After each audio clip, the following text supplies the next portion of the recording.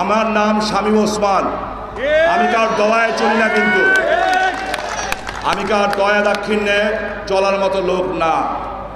আমি রাজপথ থেকে সৃষ্টি হওয়া মানুষ, রাজপথেই শেষ হব। যেই প্রশ্ন আজকে সাংবাদিক ভাইরা করেছেন, সেই প্রশ্নের উত্তর নারায়ণগঞ্জের প্রশাসনে যারা আজকে একজনকেও এখানে আসতে দেন নাই কিংবা আসেন নাই কেন, এই প্রশ্ন যদি এইখানে করি তাহলে আপনারা ভাববেন নারায়ণগঞ্জই করেছি। আমি শামীম ওসমান জীবিত থাকলে আমার সম্বন্ধে আপনাদের ধারণা খুব কম। এই পার্লামেন্টের অধিবেশনে এই প্রশ্ন জনগণের প্রতিনিধি হিসাবে আমি শামীম ওসমান জাতীয় সংসদে মাননীয় প্রধানমন্ত্রীর কাছে জিজ্ঞেস করব, যারা জনগণের সেবক হিসাবে জনগণের চাকরি করে এই নারায়ণগঞ্জে এসছেন, আজকে তারা এখানে অনুপস্থিত কেন, আমি জিজ্ঞাসা করব।